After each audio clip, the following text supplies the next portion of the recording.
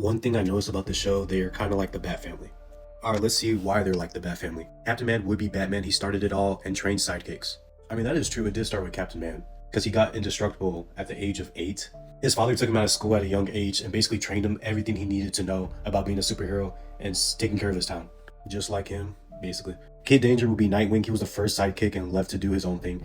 Actually, Drex would technically be Nightwing, but he would be like an evil version of Nightwing because Drex was actually Captain Man's first sidekick. Henry would be like more of a Red Hood. But like Henry's personality and Red Hood's are completely different.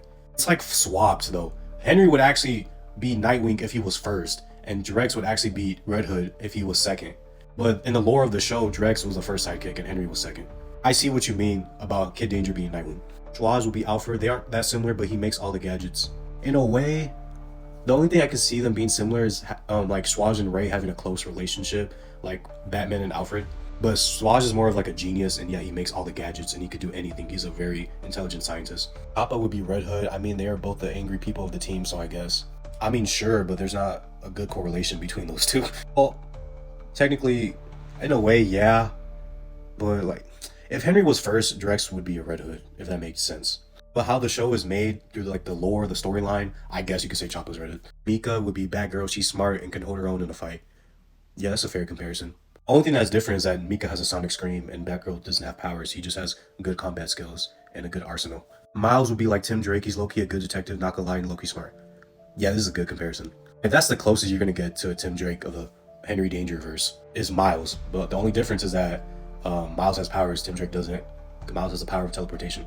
And from what I've seen in Danger Force, Miles does have like some sort of good detective skills. So yeah. So we're doing Bose. I guess he would be Damien. He's kind of underrated. He could be so powerful if he locks in.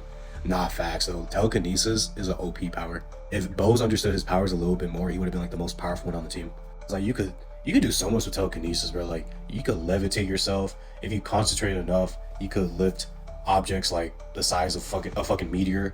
You can make yourself run at faster speeds on foot if you're able to control it or manipulate it to that level. There's just so many creative things you could do with telekinesis. Charlotte would be Oracle. She's the one at the computer and the smart one. Yeah, that's actually a really good comparison. Charlotte, and she's like the most logical one on the team, but like she is good with computers. I'm pretty sure she can hack too. I don't remember much from the series, but like Charlotte, yeah, she's good at tracking down criminals from the man computers. So yeah, she would be like Oracle in a sense. I don't know about Jasper and Piper. They're just side characters just to fill in the lore. But yeah, this wasn't bad.